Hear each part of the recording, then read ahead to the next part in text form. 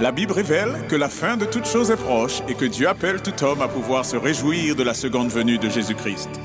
L'objectif de cette présentation est de vous préparer à être du nombre de ceux qui gardent les commandements de Dieu et le témoignage, la foi de Jésus-Christ.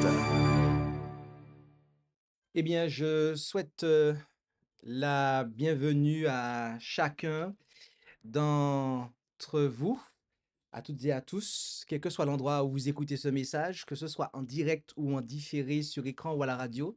Que la paix de Dieu notre Père et de son Fils Jésus-Christ, notre Seigneur, soit sur chacun d'entre nous. Oui, quelle joie que de pouvoir nous retrouver en ce saint jour de sabbat, malgré nos épreuves, nos difficultés. Et nous allons avoir une nouvelle pause sur notre série concernant Daniel, notre série d'études sur le livre de Daniel, car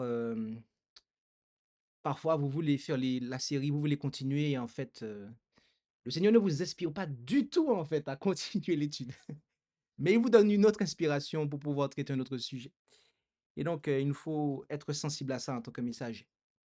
Nous allons prier et nous allons invoquer la présence du Seigneur et nous vous invitons, là où c'est possible, à pouvoir prendre la position qu'il convient pour la prière.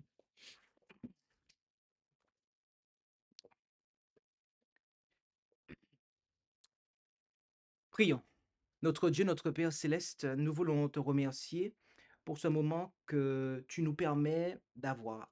Et alors que nous allons ouvrir ta parole, nous te demandons de disposer notre entendement, notre intelligence et surtout notre cœur, afin que, eh bien, ta parole ne revienne pas à toi sans avoir fait son effet.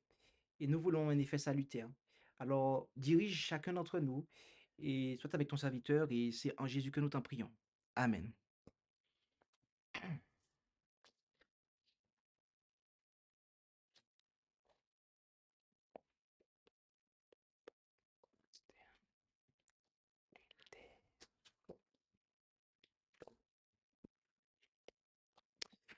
Très bien. Nous allons avoir une étude similaire à celle que nous avions eue il y a 2 semaines de ça. J'avais cru comprendre que ce format-là semblait être intéressant et il est bon effectivement de pouvoir étudier la parole de Dieu. Alors cette fois-ci, je vais, heu, les lecteurs sont déjà tous choisis, donc nous allons, heu, nous allons effectivement, distribuer la parole, en tout cas pour la lecture de la Bible. Mais sachez que vous pourrez intervenir si vous avez des questions par rapport à ce que nous allons aborder. N'hésitez pas, vraiment, à poser vos questions ou demander la parole. Le sujet que nous allons aborder, c'est un sujet que vous connaissez. En tout cas, je pense que la plupart d'entre nous le connaissent. Peut-être que certains ne le connaissent pas. Donc ce sera l'occasion de découvrir, OK, cela ensemble. Eh bien, c'est l'origine du péché, d'accord? Et en sous-titre, nous avons mis, Lucifer, Satan, diable, d'accord? L'origine du péché, OK? Hem, Nous allons considérer ce sujet-là ensemble, sous forme d'études bibliques et avec, donc des questions. Et avec des questions, nous allons considérer des questions vont nous pousser à considérer la parole de Dieu, de manière à comprendre l'origine et même la chronologie du péché. Est-ce qu'on est prêt? OK. Quelle était la position de Lucifer avant sa chute? J'aimerais que l'on puisse se rendre ensemble en Ézéchiel 28, verset, à partir du verset, 14, et on va lire le verset 14 et 15. Nous allons en C'est exact, Ézéchiel 28, versets 14 et 15, et nous allons ensemble lire cela. Et je vais inviter Romain pouvoir prendre le micro qui est là, et à pouvoir nous lire le verset d'Ézéchiel 28, versets 14 et 15. Et pour ma part, je vais aussi, en tout cas, l'afficher à l'écran. Et c'est parti. Amen. Donc Ézéchiel 28, 14 et 15. Tu étais un chérubin, oint pour protéger. Je t'avais établi et tu étais dans la sainte montagne de Dieu. Tu marchais au milieu des pierreries, éclatantes comme le feu. Tu étais parfait dans tes voies, depuis le jour que tu fus créé, jusqu'à ce que la perversité a été trouvée en toi. Amen. Amen. Amen. Merci pour la lecture de ce passage, mon cher Romain. Euh, Au travers de ce verset, nous avons vu, il y a une chose que nous avons considérée, c'est que, faisant référence ici à Lucifer, l'Écriture nous dit qu'il était un chérubin protecteur aux ailes déployées. Euh, Dans la Bible, où trouvons-nous un chérubin aux ailes déployées? Dans le sanctuaire? Où exactement? Dans le très saint? Sur quoi? Sous le propitiatoire, plus précisément, au-dessus de l'arche, effectivement. Et il regardait vers où? Vers le propitiatoire. Qu'est-ce qu'il y avait en dessous du propitiatoire? La loi, d'accord? Donc, un chérubin protecteur qui protège, en fait, la loi.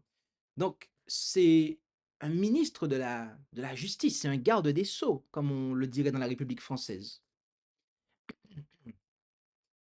Euh, il nous a été dit ceci. Il nous a été dit ceci. Et prêtez bien attention. Avant sa rébellion, d'accord? Donc là, on est dans l'ouvrage L'histoire de la rédemption, chapitre 1, la chute de Lucifer. Avant sa rébellion, Lucifer était un ange de haut rang dont le niveau hiérarchique venait aussitôt après celui du Fils bien-aimé de Dieu. Est-ce que vous comprenez cela? Exactement. Très importante. Et il nous est dit que donc, son expression, comme celle des autres anges, était paisible et exprimait le bonheur. Donc, il n'a pas été créé mauvais. OK? On nous dit beaucoup de choses. D'accord? Entre autres, il nous est dit une lumière spéciale émanait de son visage et rayonnait autour de lui, plus vive et plus belle que la lumière des autres anges. OK? Donc, ici, nous voyons ce que l'inspiration nous dit en guise de commentaire par rapport à cela. On voit que c'était un être, eh bien, qui était noble, noble, qui avait, eh bien, une apparence majestueuse et qui était au service de Dieu à une position élevée. Est-ce que jusque-là, ça va pour tout le monde? Je vais faire l'effort de regarder dans le chat pour voir s'il y avait... Alors, Corizon nous a dit, Lucifer était un ange de très haute position. Il n'était pas un ange ordinaire. Il était le chef des anges. Ah! Tac, tac, tac, tac, tac, tac. Là, je ne peux pas dire amen. Le chef des anges, c'est Christ. Mais c'est juste qu'il était en dessous du chef des anges. Et oui, parce que, en fait, le livre de l'Apocalypse nous dit l'archange, ok, Michael. On sait que c'est le Christ. Archange, c'est celui qui est au-dessus, donc le chef. Donc c'est lui le chef des anges. Mais lui, il était juste en dessous, d'accord? Donc il était le sous-chef des anges. Il était, voilà. Mais en réalité, il ne pouvait pas être le chef puisque Jésus, c'est le créateur, celui par qui Dieu a tout créé, et Lucifer, c'est une créature. Donc, ça ne pourra jamais, en fait. Il n'y a pas de souci pour la correction. OK. On va avancer, puisqu'apparemment c'est clair pour tout le monde, avec une deuxième question. Quel fut le péché de Lucifer? D'ailleurs, au passage, Lucifer signifie quoi? Porteur de lumière. Porteur de lumière. Est-ce qu'il est la lumière? Il diffusait la connaissance. Qu'est-ce que Jésus a dit? Je suis la lumière. Mais Lucifer, qu'est-ce qu'il est? Il porte la lumière. OK. Lucifer, c'est pas un mauvais nom. Bon, aujourd'hui, alors Romain a osé dire on doit être des Lucifer. Bon, alors le problème c'est que si tu veux aujourd'hui, mais j'ai compris, moi je peux dire amen, mais il y a des gens qui diront pas amen à ça parce qu'aujourd'hui ce nom-là a une connotation, voilà, diabolique, mais c'est un nom qui en lui-même est correct. Le mot, le prénom Judas, ça n'a pas de problème, mais aujourd'hui, personne en France ne va appeler son enfant Judas parce que quelqu'un a sali ce nom-là, en fait. Voilà. Donc, du coup, mais le mot Judas, voilà, ça ne pose pas de problème. Bon, voilà. Donc, quel était le péché originel de Lucifer? On va se rendre en Ésaïe 14, versets 13 à 14, et avec Daniel, on va lire cela ensemble. Non, tu peux prendre le micro. Le micro se tire facilement. Ah, Ésaïe 14, versets 13 à 14. D'ailleurs, préparez-vous, hein, parce que je vais vous sélectionner. Ésaïe 14, verset 13 à 14.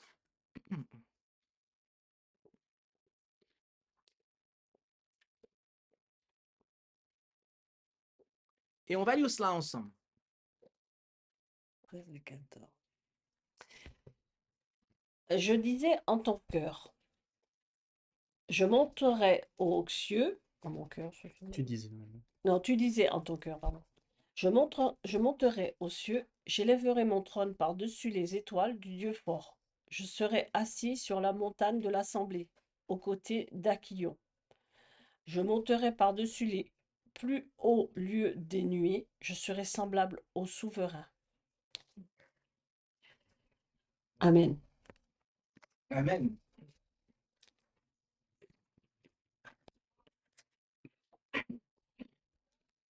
Amen. Amen, amen. On voit ici la Bible nous présenter le problème.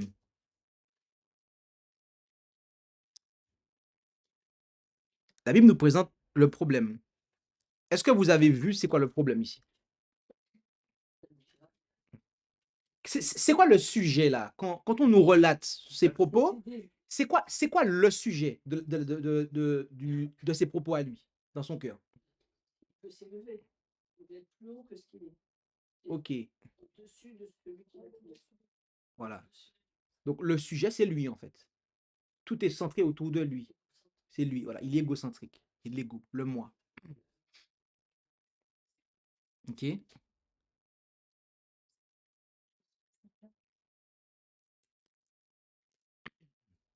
Il nous a été dit ceci. Lucifer était jaloux du Christ et peu à peu, il assuma le commandement qui revenait à Jésus seul. Pourquoi l'auteur dit-elle cela en fait? C'est parce que Michael signifie celui qui est semblable à Dieu. Et là, on nous dit que je serai semblable au Très-Haut, au verset 15. Donc, il convoitait la place de Jésus. Ok? Il avait ce sentiment, ce désir-là. Ça lui posait un problème. Ok? Et il nous a été dit aussi, Lucifer était jaloux de Jésus-Christ. D'accord? OK. Il l'enviait.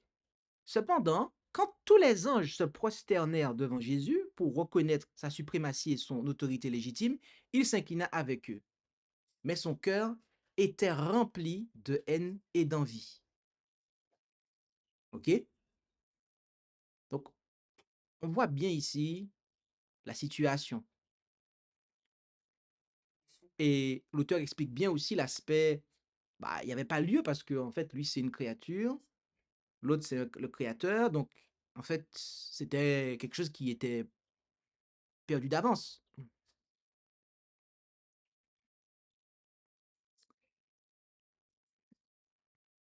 Il nous est dit, Jésus était le souverain reconnu du ciel. Son pouvoir et son autorité étaient comparables au pouvoir et à l'autorité de Dieu lui-même. Lucifer se croyait le préféré parmi les habitants du ciel. Je reprends. Lucifer se croyait le préféré parmi les habitants du ciel.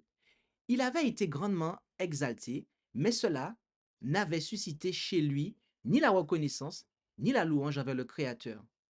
Ok? Il aspirait au rang de Dieu lui-même. Il se glorifiait de sa position élevée. Il se savait honoré des anges et avait une mission spéciale à remplir. Ok? On continue. Ayant été très proche du Tout-Puissant, les rayons incessants de la lumière glorieuse qui entourait le Dieu éternel avaient brillé sur lui. C'est avec plaisir qu'il se rappelait comment les anges avaient obéi à sa parole. Ses vêtements n'étaient-ils pas magnifiques? Pourquoi fallait-il qu'on rende hommage à Jésus plutôt qu'à lui? Donc, voilà, quel fut le péché originel? L'orgueil, l'égoïsme, le moi, qui donne place à la jalousie. Je. Quand on regarde tout ce qui est dit là, je, je, je, je, je. Il y a au moins 5 à 6 fois le pronom je, soit complet ou tronqué avec un J apostrophe, dans les versets 13 à 14 de Ésaïe 14. Il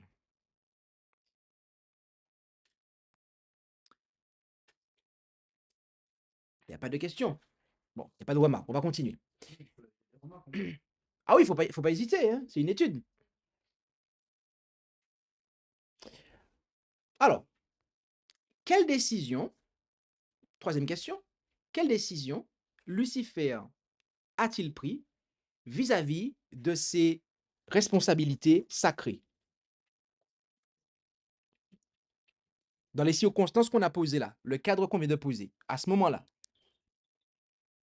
à un moment donné, quelle décision a-t-il pris vis-à-vis de ses responsabilités sacrées? J'aimerais qu'avec Eldora, on puisse considérer un verset qui se trouve en Jude 1 au verset 6, ou en tout cas Jude 6. Jude 6, et nous allons lire ça avec Eldora. Jude 1, verset 6.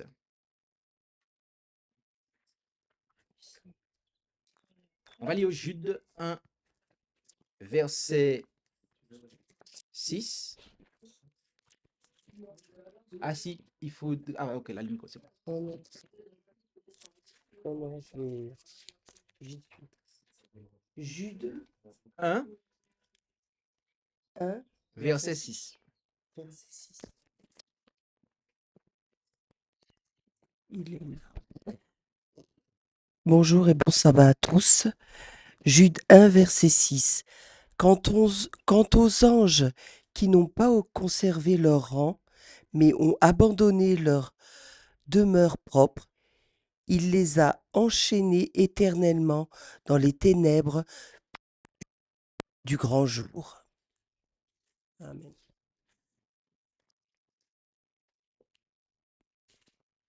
Amen. Merci, Eldora, pour la lecture de ce passage.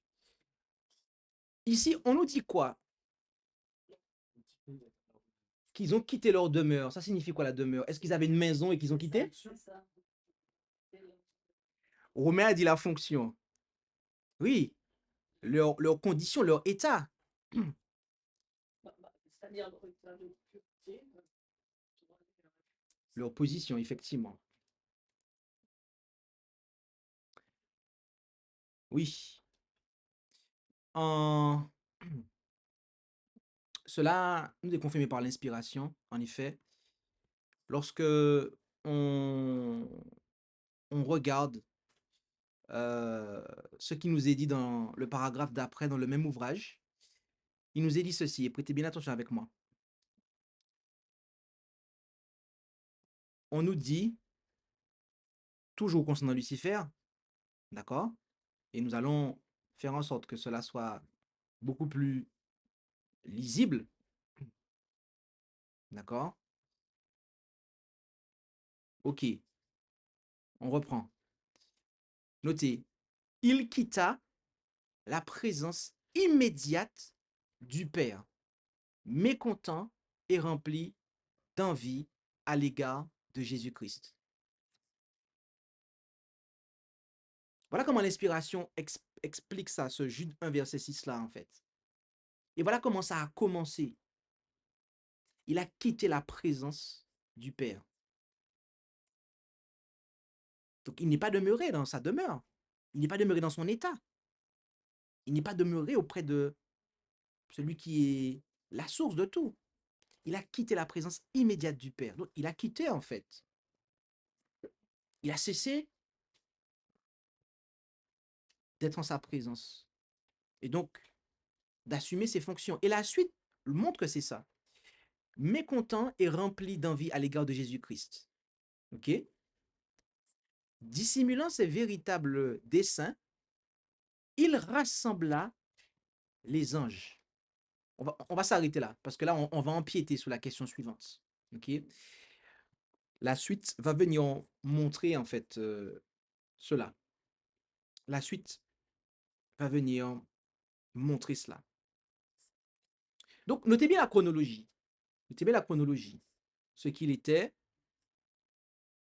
ce qui s'est passé dans son cœur, la décision qu'il a prise par rapport à ce qu'il était, là où est-ce qu'il était, ce qu'il exerçait, l'influence positive qu'il avait.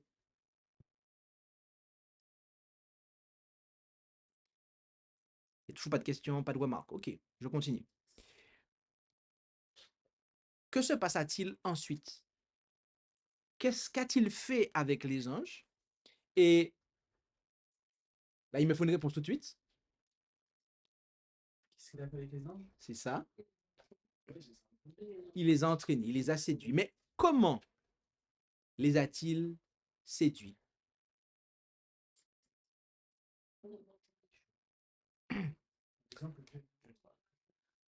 Ok. Apocalypse 12, verset 4, qu'on va prendre avec Mireille. Apocalypse 12, verset 4. Et on va lire cela ensemble avec Mireille. Apocalypse 12, verset 4. Et sa queue entraînait la troisième partie des étoiles du ciel, et elle les jeta sur la terre. Puis le dragon s'arrêta devant la femme qui allait accoucher, afin de dévorer son enfant quand elle aurait enfanté. Amen. Amen. Merci Mireille pour la lecture de ce verset où nous voyons que, eh bien, il a fait tomber les autres. On nous dit que sa queue a entraîné, alors là, on le présente comme un dragon symbolique, et il a entraîné le tiers des étoiles du ciel, donc des anges, dans sa chute. Mais si on réfléchit, on voit c'était quoi sa chute. C'est qu'il a cédé à quoi? À l'égoïsme, à l'orgueil, la jalousie. Donc, il s'est centré sur lui. Et donc, quand on nous dit qu'il fait tomber les autres, c'est qu'il communique aux autres les mêmes pensées que lui. Il veut que les autres pensent comme lui, en fait, et pensent à lui. L'inspiration confirme bien cela en nous disant ceci.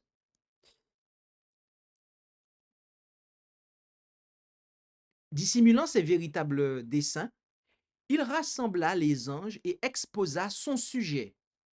C'était quoi son sujet? Était-ce Dieu, Jésus, lui-même? Lui-même. Son sujet, c'est lui, en fait. C'est pas Dieu, c'est pas la gloire de Dieu, c'est pas l'avancement de la volonté de Dieu. Son sujet, c'est quoi? Lui-même.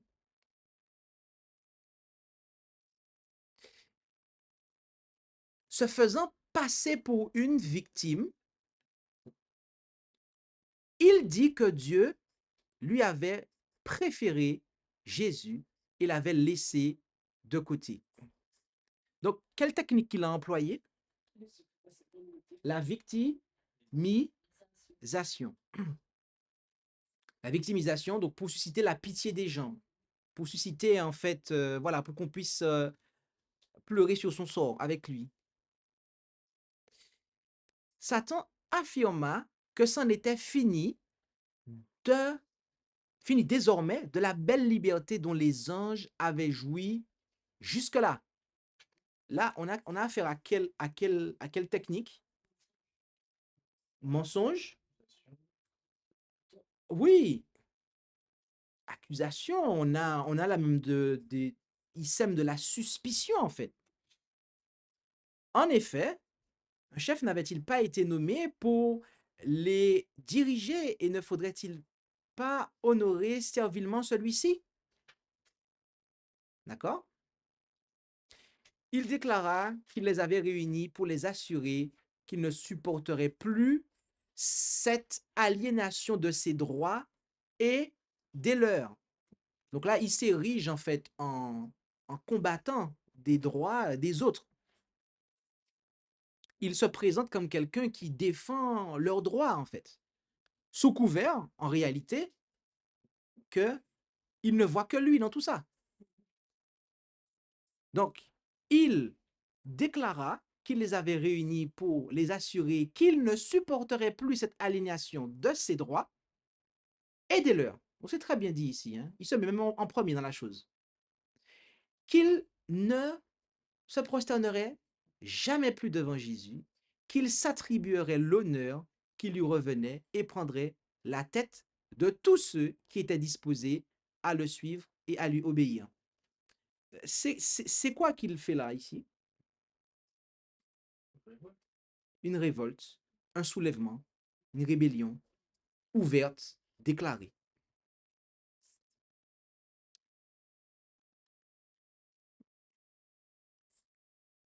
Oui, on voit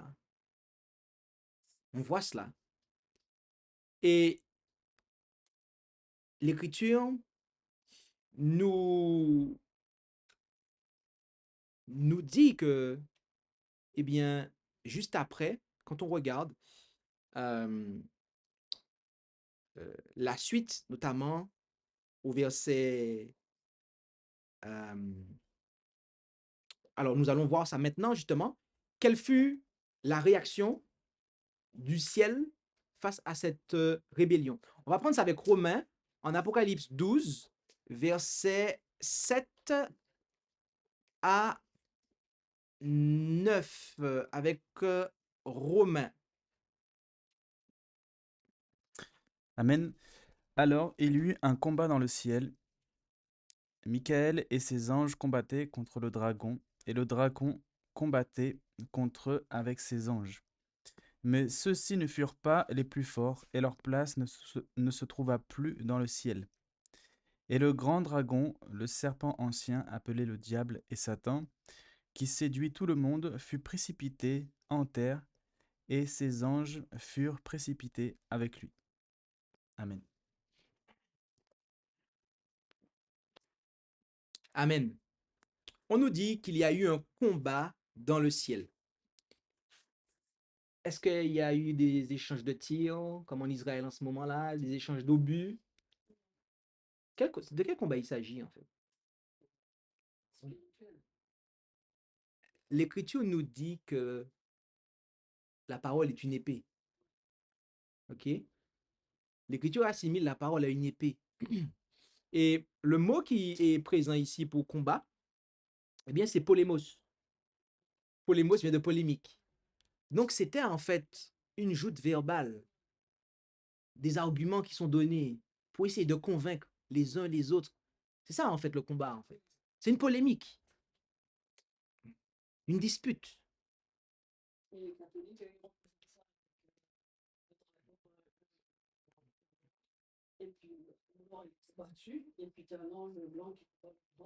Non, non, non, non, non.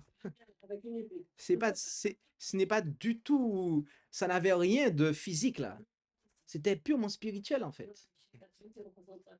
Non, non, non, non, non.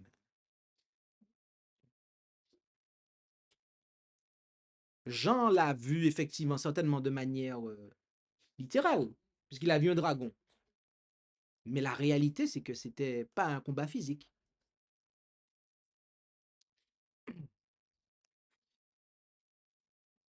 Il nous a été dit, un conflit éclata parmi les anges. Lucifer et ses disciples cherchaient à réformer le gouvernement de Dieu. OK? Ils étaient mécontents et irrités de ce qu'ils ne pouvaient pas pénétrer la sagesse insondable de Dieu, ni deviner les desseins qu'il avait formés en exaltant son Fils et en lui conférant un pouvoir illimité. Ils se révoltèrent contre l'autorité de Jésus. D'accord? L'inspiration continue en disant, en disant ceci. Les anges restés fidèles s'efforcèrent de rallier l'ange puissant et rebelle à la cause de son Créateur. Ils justifièrent la décision de Dieu qui avait conféré les honneurs à Jésus. Et avec force argument, ils essayèrent de convaincre Lucifer qu'il ne jouissait pas d'un honneur inférieur à celui dont il bénéficiait auparavant. Ils montrèrent clairement que Jésus était le Fils de Dieu et qu'il avait toujours siégé à la droite du Père. La suprématie n'avait jamais encore été mise en doute et tous les ordres qu'il donnait étaient exécutés avec joie par les anges. Ils déclarèrent que si Jésus recevait un hommage particulier du Père en présence des anges, cela ne diminuait en rien l'honneur dont Lucifer était entouré jusqu'à présent. Les anges, il dit quoi? Pleurèrent. Ils firent l'impossible pour le convaincre de renoncer à ses mauvais desseins et de se soumettre à leur Créateur. Puisque la paix et l'harmonie avaient régné jusqu'alors, pourquoi la discorde éclatait-elle maintenant? Donc, nous voyons quel a été ce combat, quelle fut la nature de ce combat. Quelle fut la nature de ce combat? Et il nous a, lorsque nous continuons, nous apprenons davantage. En effet, il nous est dit que Lucifer refusa d'écouter. Il s'éloigna alors des anges restés fidèles. Donc, il a pris ses distances de ceux qui ne se sont pas joints à lui. Donc, ça aussi, retenez-le, hein? en les accusant de se conduire en esclaves.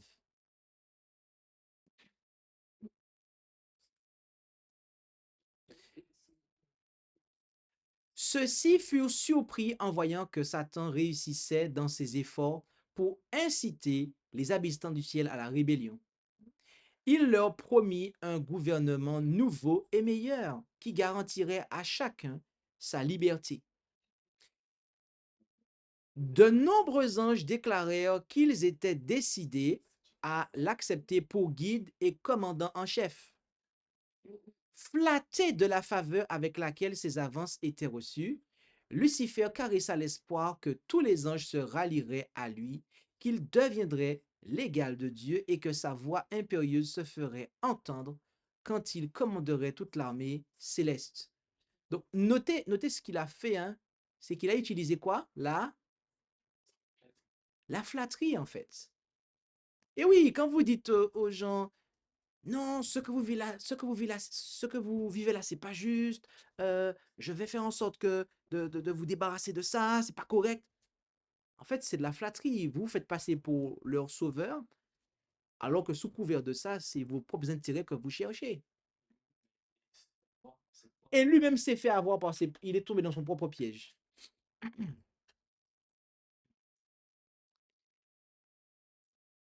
Une fois de plus, les anges demeuraient fidèles. Donc, quand on dit qu'ils n'ont pas quitté leur habitation, ben, ceux qui ont quitté leur habitation, c'est ceux qui ne sont pas demeurés fidèles, ok? Qui ne sont pas restés au service de Dieu. Le conjurèrent et lui firent comprendre quelles seraient les conséquences de son entêtement.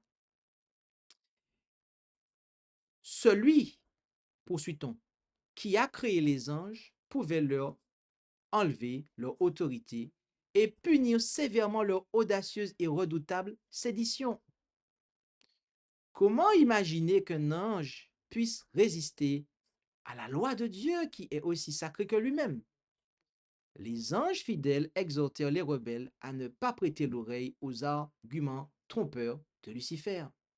Ils engagèrent ce dernier et ses partisans à revenir en présence de Dieu pour lui confesser leur erreur d'avoir eu seulement l'idée de contester son autorité. Ok? Nous continuons.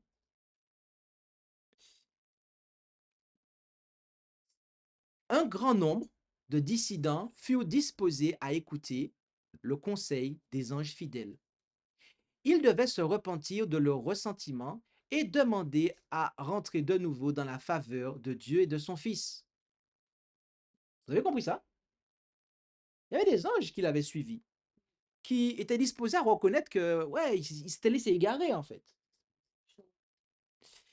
Mais Satan déclara qu'il connaissait bien la loi divine et que s'il s'y soumettait d'une manière servile, il serait déshonoré et sa haute mission ne lui serait jamais rendue.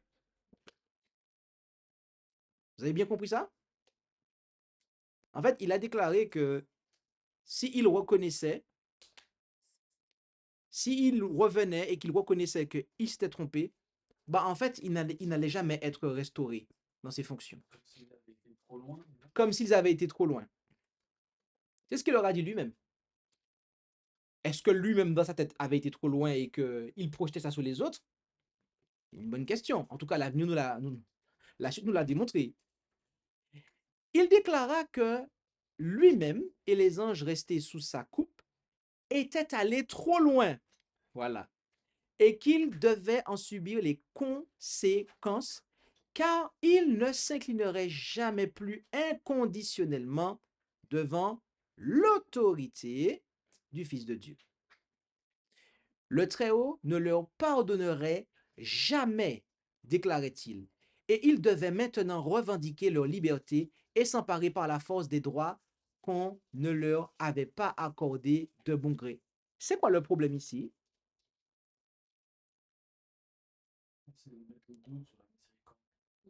Déjà, lui-même, il parle de son propre fond. Jésus dit ça, en fait. Il est le père du mensonge.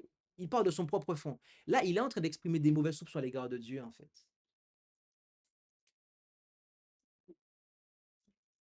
Il est en train, en fait, d'accuser Dieu, de dire, de projeter sur Dieu des choses. Il était en train de projeter sur Dieu des choses qui n'étaient pas réelles, ok? À ce stade-là, je dis bien, hein, à ce stade-là, et de manière, en fait, à dissuader les autres qui l'avaient égaré, eh bien, de revenir. Donc, cela, en fait, en quelque part, montre qu'il n'avait pas envie. Les anges fidèles s'empressèrent d'aller trouver le Fils de Dieu et l'informèrent de ce qui se passait parmi les anges. Ils trouvèrent le Père en train de conférer avec son Fils bien-aimé pour déterminer les moyens qu'ils emploieraient afin d'ôter définitivement à Satan l'autorité qu'il s'était attribuée. Ils voulaient cela pour le bien des anges restés fidèles. D'accord? Donc, on voit bien, il s'est convaincu lui-même de quelque chose qui n'était pas le cas. Donc là, il est hors de contrôle, en fait. Donc à ce moment-là, c'est ce qui se passe. À ce moment-là, il y a retrait. Il, donc, afin d'ôter définitivement à Satan l'autorité qui s'était attribuée, il voulait cela pour le bien des anges restés fidèles. D'accord? Le Très-Haut aurait pu expulser, ok, immédiatement du ciel le grand séducteur, mais tel n'était pas son but. Ok? Mais tel n'était pas son but. Ce n'était pas le but de Dieu. Pourquoi Dieu n'a-t-il pas fait cela immédiatement? Et surtout, pourquoi n'a-t-il pas détruit immédiatement?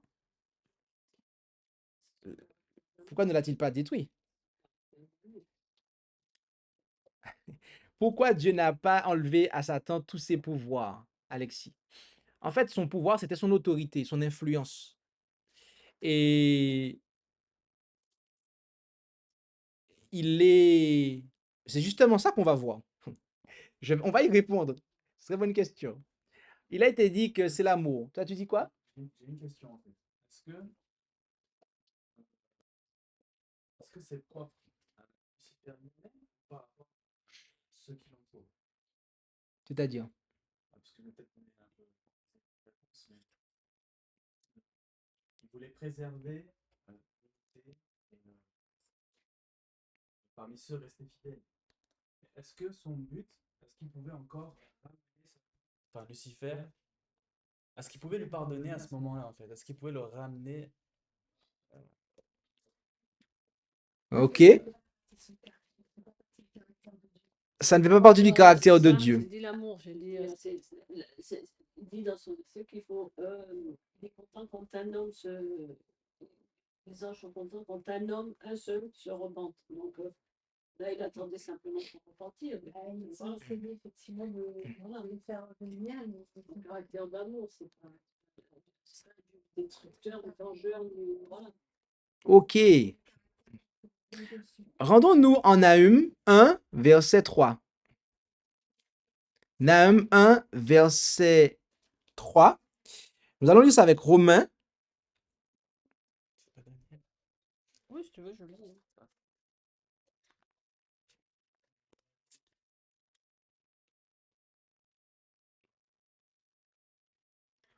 Je lis, tu as... Oh, mon Dieu.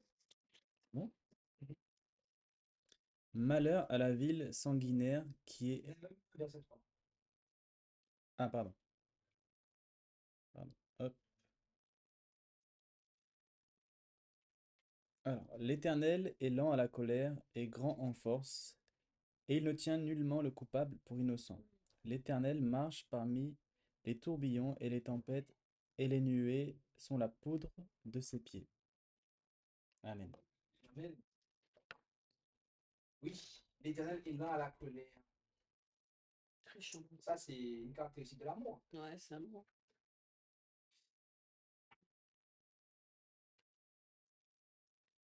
Il voulait donner aux rebelles une occasion de mesurer leur force à celle de son propre fils et à celle de ses anges fidèles. Force ici, c'est quoi? Le... C'est... Parce que le combat, c'est un combat de quoi? Ouais, de Parole. De parole. Et oui, lors de ce combat, chaque ange pourrait ainsi choisir son camp et manifester sa décision devant tous. Il n'était pas sage de permettre à ceux qui avaient fait sécession avec Satan de demeurer dans le ciel. Il avait appris que ce... Je reprends. Ils avaient appris ce qu'il en coûte de se révolter contre la loi immuable de Dieu, ce qui était irréparable. Si Dieu, est-il dit, si Dieu avait usé de son pouvoir pour châtier ce chef rebelle, les anges infidèles n'auraient pas eu l'occasion de se manifester sous leur vrai jour. C'est pourquoi le Seigneur décida d'agir d'une autre manière afin de donner à tous les habitants du ciel une preuve évidente de sa justice et de son jugement. Voilà. Oui, nous avons ce passage-là. Nous avons ce passage de la parole euh, dans les écrits de Paul qui m'est revenu à l'esprit. Et je crois qu'il faut vraiment le prendre en considération. C'est un passage qui nous explique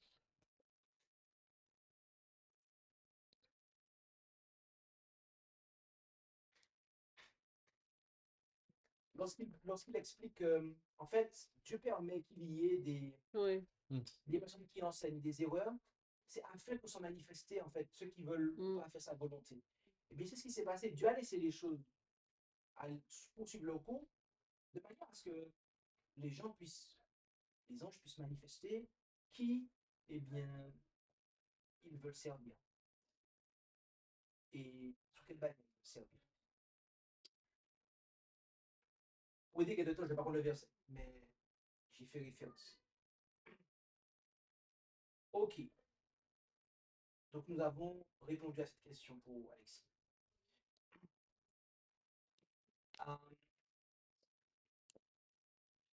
Bien évidemment, on a vu qu'il y avait de la tristesse chez les anges. Jésus nous dit en Luc 15, verset 7, je vous dis qu'ainsi, il y a plus de joie dans le ciel pour un seul pécheur qui se repent que pour 99 justes qui n'ont pas besoin de repentance. Donc c'est dire combien ils étaient tristes. Mais est-ce que vous savez quelque chose? Est-ce que vous savez que il a demandé quelque chose de particulier?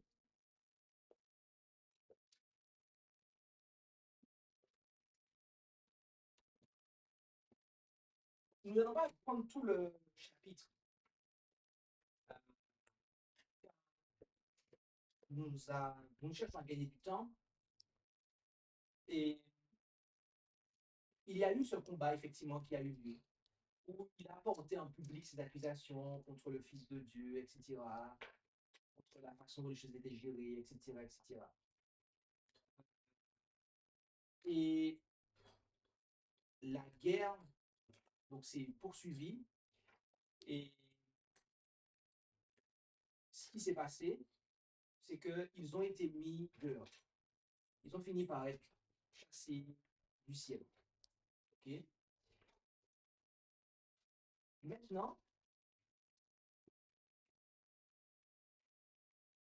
il faut savoir que Lucifer, une fois qu'il a été chassé du ciel, il a cherché à être réintégré. Oui. Car quand nous lisons en Job, nous voyons que quand Dieu organisait des conseils, il venait en tant que représentant, Mais il était aussi chef de la chorale aussi. alors oui, mais ça c'est autre chose, mais en tant que représentant en fait, de la terre, dont il avait usurpé l'autorité à Adam, il venait en fait pour représenter la terre dans ses conseils. Ok. Et, et donc, on voit qu'il avait encore accès au ciel jusqu'à un certain point. Mm. Et il a cherché à être réintégré. Mais pourquoi n'a-t-il pas été réintégré? Parce que Dieu avait vu que son cœur c'était pas ça, c'était pas sincère. Pourquoi à ce stade n'a-t-il pas été réintégré? Que Dieu avait vu que son cœur n'était pas enclin à ça, quoi. Qu'il y avait d'autres desseins derrière. On va se rendre Jean 10, verset 10. Jean 10, verset 10. Et il nous est dit ceci en Jean 10, verset 10.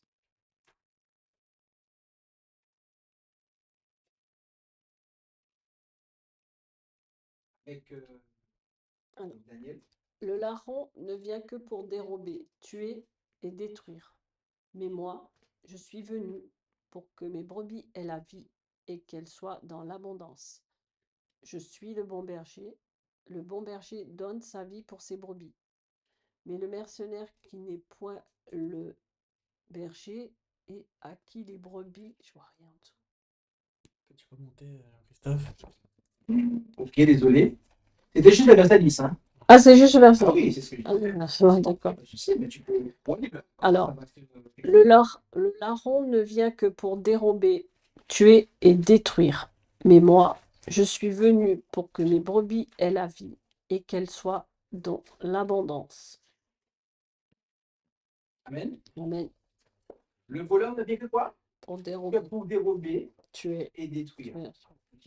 Le larron ne vient que pour dérober, tuer et détruire.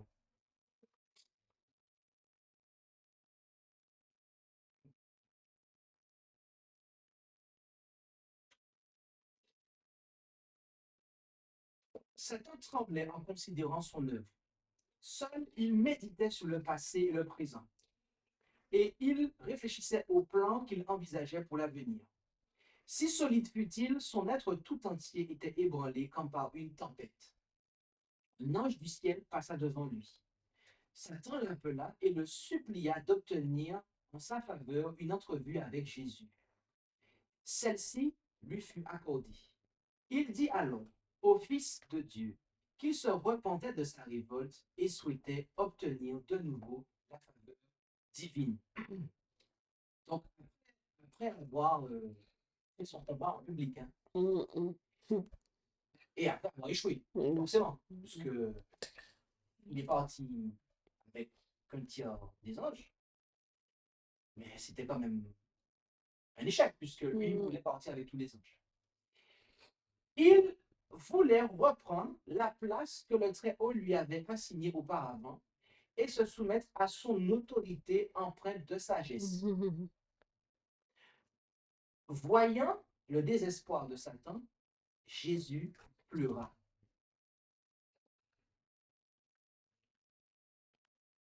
Cependant, il lui fit part de la volonté du Père, à savoir qu'il ne serait jamais plus admis au ciel, car sa présence serait un danger pour ses habitants.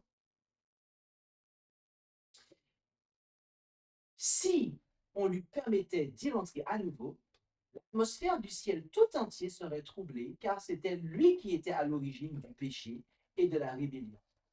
Et il portait encore en lui les germes de la révolte. Il n'avait eu aucun motif d'agir comme il l'avait fait. Notez bien la raison pour laquelle cela a été dit. Il avait troublé sa rébellion. Il portait encore en lui les germes de la révolte et il n'avait aucun motif pour faire ce qu'il a fait. Et il avait entraîné dans une ruine définitive non seulement lui-même, mais une multitude d'anges qui auraient continué à jouir du bonheur céleste s'ils étaient restés fidèles. Si lui, en tout cas, était resté fidèle. La loi de Dieu pouvait condamner, mais elle ne pouvait pas pardonner. L'inspiration continue en nous disant, si c'était repenti de sa rébellion, ok, ce n'était pas parce qu'il avait compris la bonté de Dieu dont il avait abusé. Il était inconcevable que son amour pour Dieu ait grandi au point que, depuis sa chute, il était prêt à se soumettre volontiers et avec joie à la loi qu'il avait foulée aux pieds. Donc, autrement dit, sa repentance, en fait, n'était pas réelle. Mhm. Sa tristesse provenait du fait qu'il se voyait privé de la douce lumière du ciel, qu'il se sentait accablé par un sentiment de culpabilité et qu'il était déçu de voir que ses espérances ne s'étaient pas réalisées. En fait, il était triste de voir qu'il avait échoué, qu'il avait perdu ce qu'il avait. Mais c'était pas le péché en lui-même qu'il regrettait. Se trouver dans la position d'un chef exclu du ciel était tout autre chose que d'être honoré du ciel. La perte de tous les privilèges célestes lui paraissait trop lourd à supporter. C'est pour cela qu'il désirait que ces privilèges lui soient rendus. Donc, on voit en fait. Est-ce que s'il avait été réadmis au ciel, est-ce que vous comprenez qu'en fait, ça aurait été un nouveau incarnage? Mais ouais. Parce qu'il n'avait pas changé en fait. Non, mais non, son cœur, non. Il n'avait pas changé. Le cœur était pareil. En fait, c'était juste parce que. En réalité, ce renversement complet de situation n'avait pas renforcé son amour pour le Très-Haut, ni pour sa loi sage et juste. Donc ça veut dire que cette sentence, loin en fait de l'avoir amené à une vraie repentance, ça n'a pas en fait renforcé son amour pour le Très-Haut. Quand Satan fut pleinement convaincu qu'il lui était impossible de rentrer à nouveau dans la faveur de Dieu, donc quand il a compris en fait que ce n'était pas possible, mais pour les raisons qui ont été données,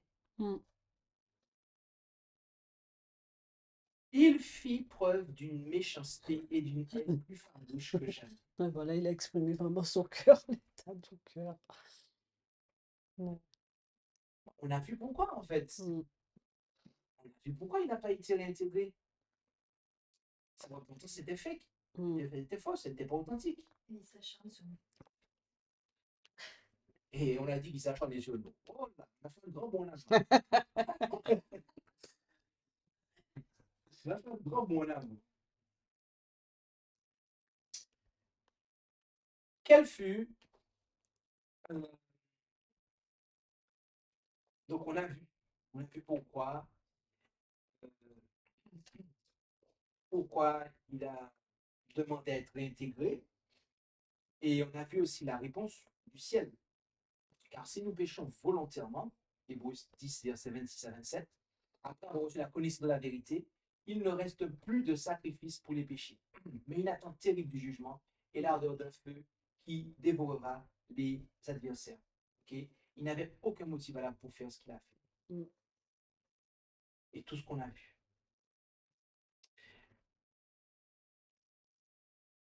Alors, il est vrai que, et après, il s'est acharné sur nous, effectivement.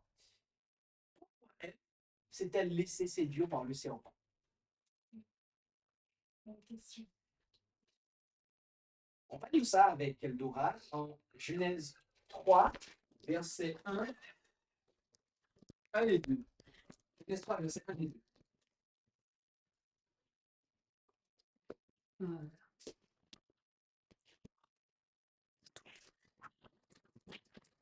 Genèse 3, versets 1 et 2. La tentation et la chute. Le serpent était le plus rusé de tous les animaux sauvages que l'Éternel Dieu avait fait. Il dit à la femme, « Dieu a-t-il vraiment dit, vous ne mangerez aucun des fruits des arbres du jardin ?» 1 et 2, oui. La femme répondit au serpent, nous, nous mangerons du fruit des arbres du jardin. Merci beaucoup pour la lecture. Ici, oui, en fait, il a fait croire à Ève que Dieu lui avait caché quelque chose de précieux. D'accord? Il a fait la même chose qu'avec les anges. Donc en fait, il a répété cela. D'accord? Et c'est comme ça qu'on sait ce qui s'est passé aussi au ciel. Parce que quand on voit comment il a agi avec l'humanité, bah, on sait aussi comment ça s'est passé, même si on n'avait pas les témoignages inspirés. Mais comme on voit comment il a agi avec l'humanité, il n'est pas venu voilà, sous une apparence. Non, c'est un ange de lumière. Et il vous fait croire qu'il y a quelque chose que vous n'avez pas ou qu'on ne vous a pas donné. Il vous fait croire que il vous met le doute pour vous faire croire qu'il y a, vous êtes dans une potentielle injustice, que vous vivez une potentielle injustice. D'accord? La synthèse serait compliquée à faire avec les passages de l'inspiration, mais l'une des choses qu'elle dit euh, dans la suite, notamment au chapitre, euh,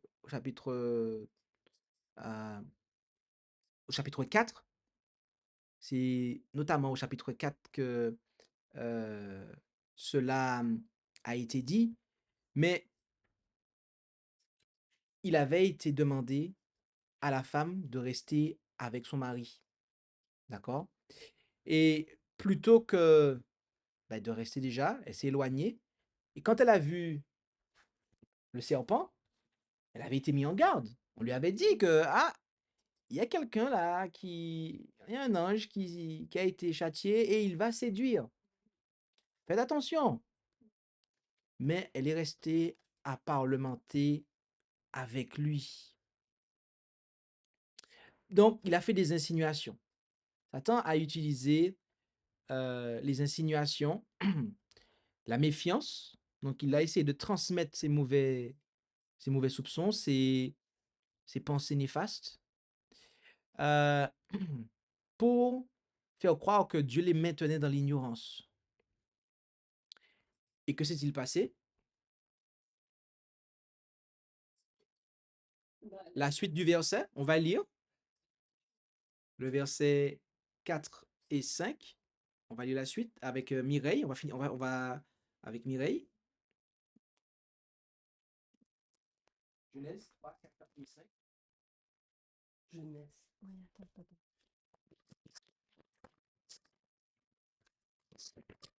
Alors le serpent dit à la femme, vous ne mourrez nullement. Mais Dieu sait qu'au jour où vous en mangerez, vos yeux s'ouvriront et vous serez comme des dieux, connaissant le bien et le mal. Amen. Amen. Voilà. Donc, éloignement de son mari, parlementation avec l'adversaire et après, insinuation, doute, etc. On voit tout ça. Quel a été qu'est-ce qui a fait tomber Ève?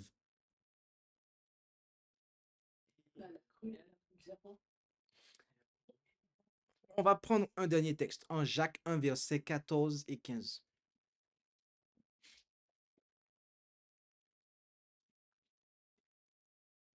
Donnez-moi un petit instant, le temps que je le réaffiche. Ouais, c'est ça.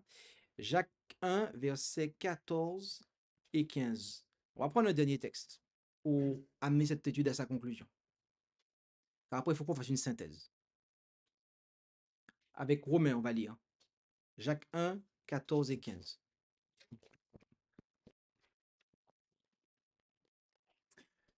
Mais chacun est tenté quand il est attiré et amorcé par sa propre convoitise.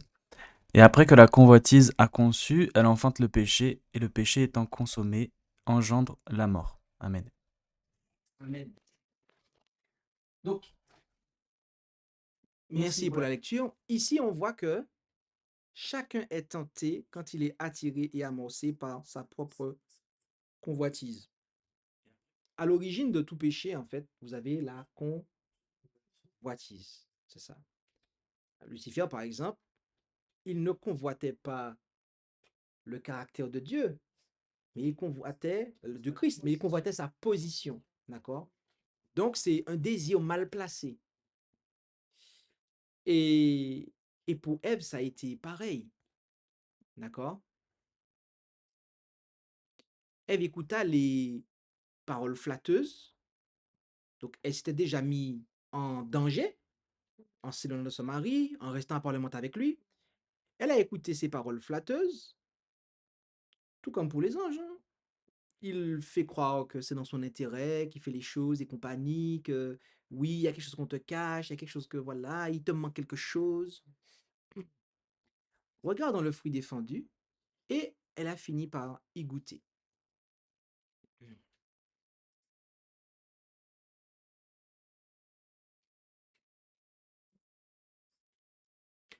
Nous voyons arriver à ce stade-là que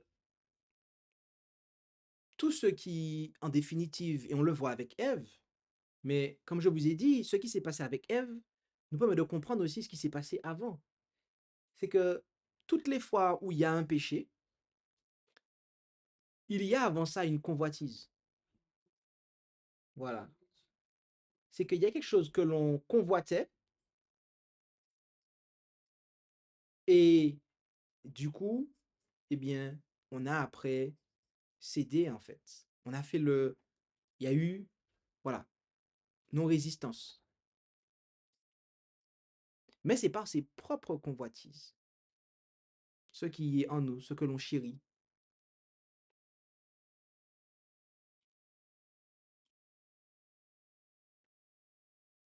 Donc les anges qui sont tombés avec Lucifer, enfin celui qui était Lucifer et qui est devenu le diable et Satan, eh bien, c'est qu'ils ils ont accepté d'avoir des désirs mauvais. Il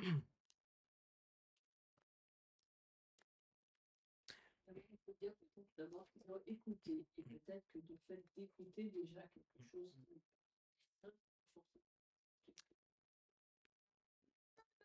Je ne peux pas dire que c'est correct parce qu'en réalité, c'est pas écouter, puisque il y a des anges qui sont toujours au ciel, qui font la volonté de Dieu, et qui pourtant ont entendu les arguments, mais qui n'ont pas accepté. C'est que, en fait, Dieu nous a créés moralement libres. Voilà. Et à un moment, ben, on fait des choix. On fait des choix. Et vous en avez, comme on l'a vu ici au ciel, hein, très précisément, parce que c'est ça le point. C'est que sont moralement libres. Et aussi parfait qu'ils aient été créés, eh bien, ils ont pris la décision, ben, voilà, de ne pas continuer. Et ils ont pris la décision, en fait, de ne plus servir Dieu. C'est un choix. J'ai une question par rapport au verset qui dit justement que chacun est tenté quand il est attiré, amorcé par sa propre convoitise. Est-ce que ça veut dire que s'il n'y avait pas eu Lucifer, par exemple, les anges, le tiers des anges auraient été aussi d'eux-mêmes, auraient, seraient mis en révolte? Et Ève, par exemple, s'il n'y avait pas le tentateur, est-ce que d'elle-même, elle aurait été vers le fruit, en fait? C'est une bonne question. Peut-être que nous allons avoir des avis différents sur cela. En tout cas, ce que l'Écriture nous présente, c'est que c'est lui qui est le responsable de cela. Est-ce que si c'était pas lui, quelqu'un d'autre l'aurait fait, un autre ange l'aurait fait? L'un des... En même temps, c'est lui qui était une position, parce il était juste en dessous d'une position qu'il convoitait. Des fois, je veux dire, est-ce qu'il y avait un autre ange qui était dans les mêmes dispositions que lui? Non. Donc, est-ce que maintenant Dieu a eu tort de le placer à cette position-là? Non. C'est juste qu'il y avait une limite à avoir dans son raisonnement et il ne s'est pas cantonné à la limite. Et donc, C'est difficile à dire. Je ne suis pas dans les chaussettes de Dieu. Mais en tout cas, il faut savoir qu'il y a le principe de la tentation. C'est-à-dire qu'il y a des gens, effectivement, bon, ben, ils ont été initiés à quelque chose. Ils ont été initiés. Et ils font la chose parce qu'ils ont été initiés. Donc, ouais, vas-y. Euh, Parce qu'il est dit qu'il est tenté et attiré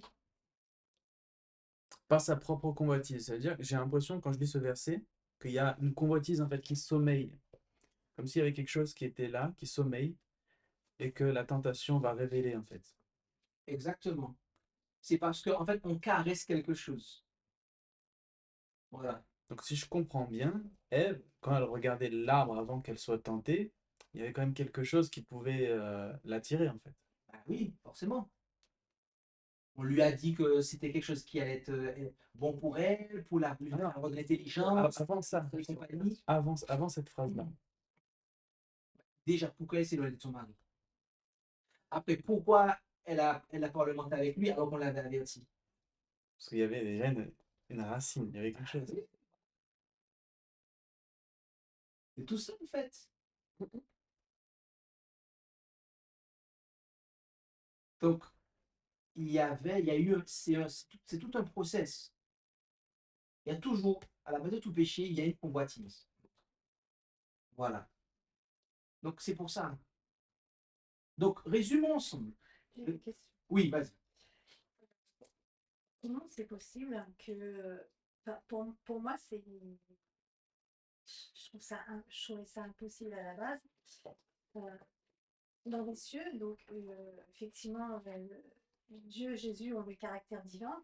Les anges ont également le caractère divin. Comment le caractère de Satan a-t-il pu, ce caractère envieux, ce caractère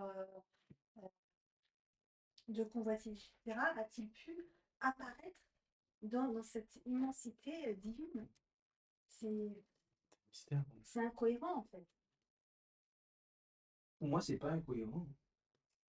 Enfin, Parce que, j'ai dit ça avec des expériences que j'ai eues. Mais parce que on est après l'entrée du péché.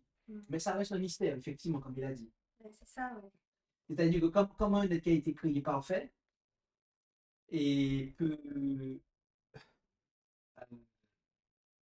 développer de telles choses, C'est ça, peut développer ce caractère. Dans un environnement on peut parfait. l'expliquer. Mais on peut le comprendre. Parce que c'est pas ce que Dieu avait. Généralement, lorsque vous avez quelqu'un qui a une position, et qu'à voir ce qui s'est passé dans le désert. Vous avez Moïse qui a une position, le Moïse de l'Exode. Regardez tous les soulèvements, toutes les tentatives de soulèvement et les soulèvements, il n'y a pas que des tentatives, mais qui ont. Je vais dire tentative parce que l'autorité a été maintenue, mais l'ordre a été maintenu, mais il y a eu des tentatives de soulèvement. C'est parce que les gens étaient en dessous, au niveau autorité. Et ça, c'est quelque chose qui. On voit souvent que ça arrive. C'est-à-dire que vous avez des gens, vous les côtoyez, il n'y a pas de problème. Et puis, vous les mettez dans une situation où ils sont votre subalterne, votre subordonné, ou ils viennent juste en dessous de vous. Et puis, vous allez voir que la personne avec qui vous n'aviez jamais un problème, mais subitement, vous allez avoir un problème avec elle. Oui, mais là, on parle sur terre. Moi, je parle dans la divinité. Ça paraît. Mais c'est ce qui s'est passé, c'est exactement ce qui s'est passé. En fait. C'est normal. Ça n'est pas explicable. On ne peut pas l'expliquer. C'est un mystère. Mais en tout cas, voilà. Autre question? Alors, Satan a mélangé vérité et erreur, tout à fait. Pour séduire Ève, effectivement. Les anges ont préféré servir la créature au lieu du créateur. Merci Pierre. Oui. Mais à partir du moment que Dieu crée, en laissant à tout être le libre arbitre, on peut imaginer un soulèvement, on peut imaginer tout ce qui s'est passé jusqu'à présent. C'est le libre arbitre finalement qui Oui, fait que chacun, voilà, a le choix aussi, même dans le ciel, même auprès de Dieu. Exactement. Dans son amour infini, Dieu nous a c'est conçus ça, libres c'est ça, C'est ça. de c'est ça, choisir entre le bien et le mal. c'est ça. Exactement. Et voilà. Et je pense que même les anges, Mm. c'est pour ça que des myriades Mm. sont partis avec Lucifer et d'autres sont restés auprès de Dieu Mm. et Jésus. Je suis d'accord avec toi, mais Il a pas enlevé la possibilité du péché, puisque, justement, comme dit Eldora, il y a cette notion de libre arbitre. Et ensuite, il y a des épreuves. Je veux dire, je ne sais pas si on va bien me comprendre, mais il y a des épreuves. C'est-à-dire que le fait qu'il y ait une hiérarchie, eh bien, c'était pas quelque chose pour faire tomber les hommes, mais ça restait une épreuve dans le sens où, avec ce libre arbitre, on pouvait soit l'accepter, soit la rejeter. C'est ça. En fait, Dieu est parfait. Il nous demande d'être parfait. Dieu étant parfait, là je parle pas de la terre, je parle des cieux. Donc en fait, les anges divins, normalement, sont parfaits. Si effectivement il y a cette perfection dans les cieux, c'est invraisemblable et anormal qu'il y ait un ange qui se soit rebellé. On ne peut pas l'expliquer, mais il a la liberté de choisir. c'est ça. C'est ce que je veux dire. Quelle est la liberté de Je choix? veux dire, pour nous qui sommes humains, qui sommes sur Terre, enfin, ou en tout cas, moi c'est comme ça que je l'entends, je vois, c'est étrange de penser qu'il y a un ange qui ait réussi à vouloir, À avoir cette pensée, quoi. ouais, La mauvaise pensée. à vouloir s'opposer à Jésus pour qu'on. Ben, c'est étrange, surtout qu'il a été favorisé. C'est ça le pire. C'est ça, il a mis une position, franchement, qu'est-ce que tu voulais de plus? Non, il voulait plus. Voilà. Il était dans une position. Qu'est-ce que tu voulais de plus? Non, je veux être Jésus, au-dessus de Jésus, je veux être Jésus. Je voulais être semblable à Dieu. C'est exactement comme Jésus. Mais c'est effectivement quelque chose qui n'est pas explicable. Ça ne peut pas être justifié, ça ne peut pas être expliqué. Parce que Dieu Voilà. Mais en tout cas, ça devrait nous aider. Alors, on fait une synthèse. Synthèse. On a vu quoi? On a vu qui était Lucifer. Ok. C'était un chérubin, protecteur, troisième position. Ok. On a vu quel a été son péché. C'était quoi? L'orgueil. L'orgueil. L'orgueil. Voilà. Il convoitait et il voulait quelque chose qui n'était pas légitime pour lui d'avoir. Il a cédé à cela. Donc, et ce qui s'est passé, c'est qu'il a quitté la présence de Dieu. C'est là qu'a demeuré, en fait, qu'a commencé Jude 1, verset 6. Donc, il a quitté la présence de Dieu, il a cessé d'assumer ses responsabilités vis-à-vis du trône, en fait, pour parler ainsi, pour commencer, en fait, sa propre œuvre, sa propre entreprise. D'accord? Et on a vu ensuite comment il s'est rendu auprès des anges. C'est quoi les techniques grosso modo qu'il a employées? On s'en rappelle? Flatterie. Alors, premièrement, c'est victimisation. D'accord? Il Il a parlé du moi. Ouais. Il a parlé du moi, il s'est victimisé. De la flatterie. Ça, c'est avant. Mais il a projeté des mauvais soupçons qu'il avait lui-même en tête. Et il a semé la méfiance, tout ça. Bon.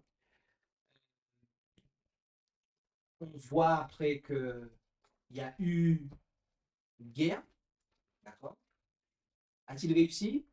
Non, il n'a pas réussi. Il a été exclu, donc il y a eu une sentence. Parce que Dieu, il est bon. Il voulait que. Il a été ouvert, non? Il n'a pas caché les choses. Il voulait que tout le monde puisse prendre position. Donc Dieu, il est. Parce que Dieu est amour. Et ce qui s'est passé, c'est que après il a cherché à être réintégré. Pourquoi a-t-il cherché à être réintégré? Parce qu'il avait perdu ses privilèges. Parce qu'il avait perdu ses privilèges. Mais est-ce qu'il avait abandonné Non. ses mauvaises pensées? Donc il allait continuer. C'est juste pas un truc. Et c'est pour ça qu'il a été empêché. C'est pour ça qu'on ne l'a pas réintégré. Parce qu'en fait, il ne s'est jamais en réalité repenti. Ouais, c'est la en j'ai définitive. dit la netteté de son cœur. tout à fait. C'est pour ça, en fait.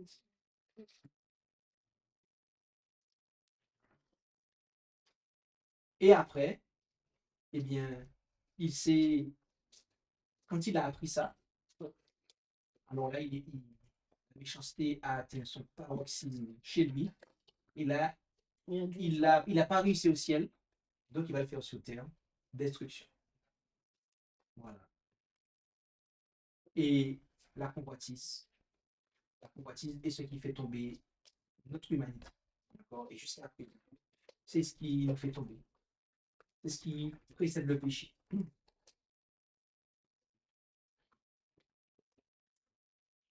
Donc, on a vu les étapes, on a vu la chronologie de l'origine du péché.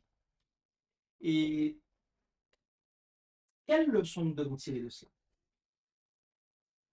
Quelles sont les leçons pour nous que nous devons tirer de cela, en fait, de cette, sachant que, comme dit Mireille, c'est impensable, mais comment ça a pu arriver?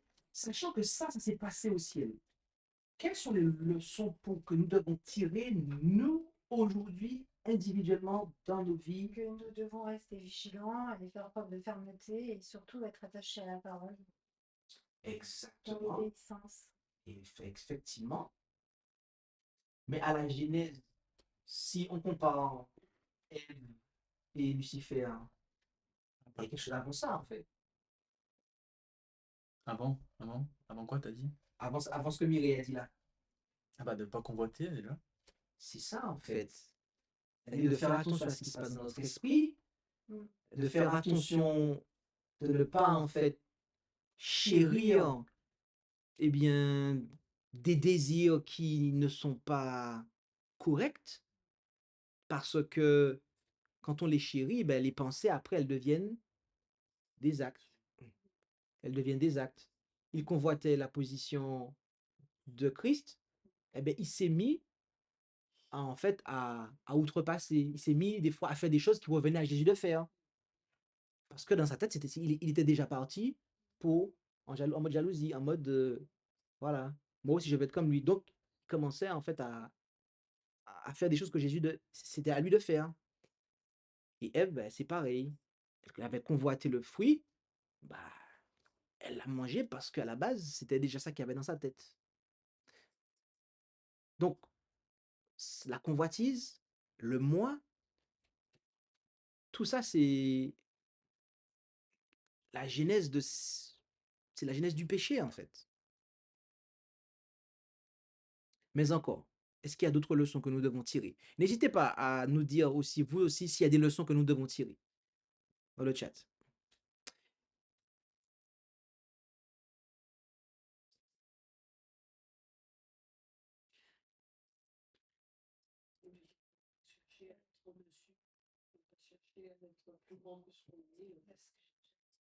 Ne pas chercher à être plus grand que ce qu'on est, oui. La reconnaissance, le fait d'être reconnaissant, voilà, le fait d'être reconnaissant de ce qu'on a. Il y a des fois, on dit, on dit souvent que l'herbe est plus verte ailleurs. Voilà. Et du coup, bah, en fait, il y en a qui ont déjà des choses, mais ce que l'autre a, ça nous paraît mieux. Donc, on va convoiter, vouloir ce que les autres ont. Oui?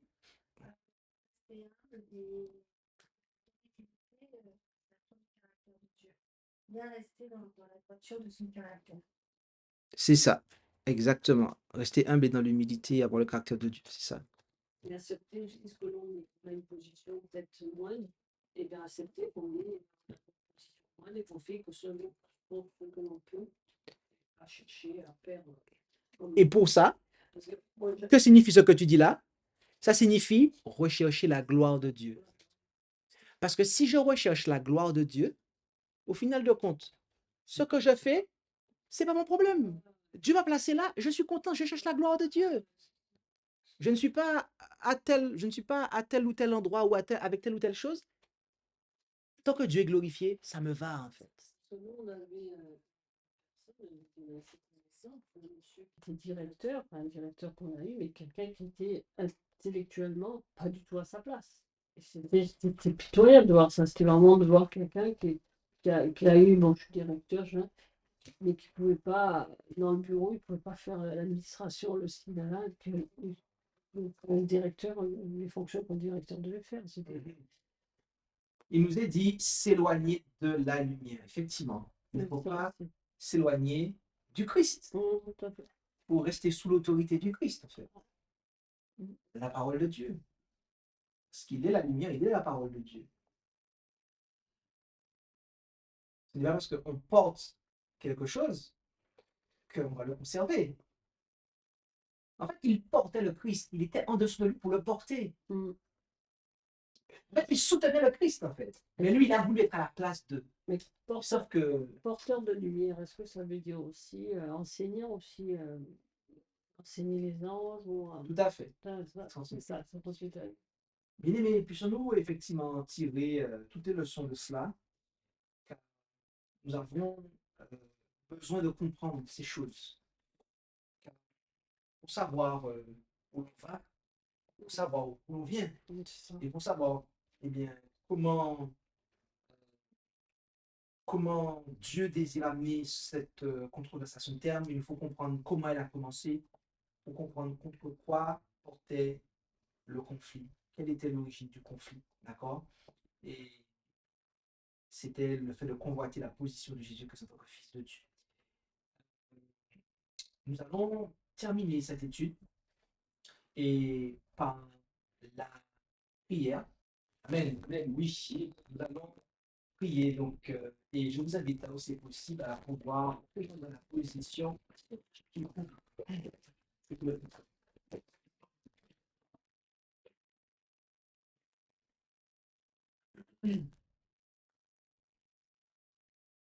Prions notre Dieu. Père Céleste, nous te remercions de nous avoir, par ta parole, eh bien, communiqué ces informations, ces révélations concernant l'origine du mal. Nous comprenons que ce n'est pas eh bien, sur terre que cela a commencé, mais que dans le ciel même, contestation a eu lieu concernant l'autorité de ton Fils ainsi que sa position, et ce dans le cœur même eh bien, de l'ange, de la créature la plus haut placée dans ton gouvernement, et qui a convoité et une position qui n'était pas la sienne, une autorité qui ne lui revenait pas, et, et qui donnait libre cours à toutes sortes de mauvais sentiments, au point eh bien, de polémiquer pour faire tomber le tir des anges, et ayant cherché à être réintégré et n'ayant pas obtenu de retour favorable car sa repentance n'était pas authentique, eh bien, il a alors il est alors monté crescendo dans sa méchanceté et a conçu l'idée de détruire l'humanité fraîchement créée euh, en guise eh bien d'avoir un lieu où il pourrait régner. Et effectivement, depuis bientôt 6000 ans déjà, il règne sur l'humanité en asservissance par le péché. Mais nous te remercions de ce que tu nous révèles ces choses, car tu nous fais savoir que si nous nous tenons auprès de Jésus, qui, lui, loin, contrairement à ce qu'a fait Lucifer, qui cherchait à s'élever, Jésus s'est abaissé. Il s'est abaissé en venant jusqu'à nous, en, en mourant sur la croix, de manière à nous qui eh bien, avons été l'objet de cette attaque, euh, eh bien, que nous puissions réintégrer euh, la présence, être intégrés en présence euh, de, de Dieu notre Père et ainsi que et, ainsi que de son Fils, toi ainsi que ton Fils Père Céleste. Alors, puissions-nous comprendre que nous devons eh bien, nous tenir auprès de Jésus. Nous devons être chercher à porter la lumière en nous et non pas à être la lumière, mais à rester effectivement en dessous de Jésus et sous son autorité, de sorte que eh bien, nous puissions connaître la paix, le bonheur, la joie et être en ta présence. Bénis chacun d'entre nous, Père Céleste. Et c'est au nom de Jésus, ton Fils, que nous t'en prions. Amen. Merci d'avoir écouté cette présentation avec intérêt. Pour plus d'informations, consultez notre site internet lereste.org et suivez-nous sur Facebook ainsi que sur YouTube à @lereste. Vous pouvez aussi nous contacter par email à info@lereste.org ou par téléphone au +33 6 12 60 13 69.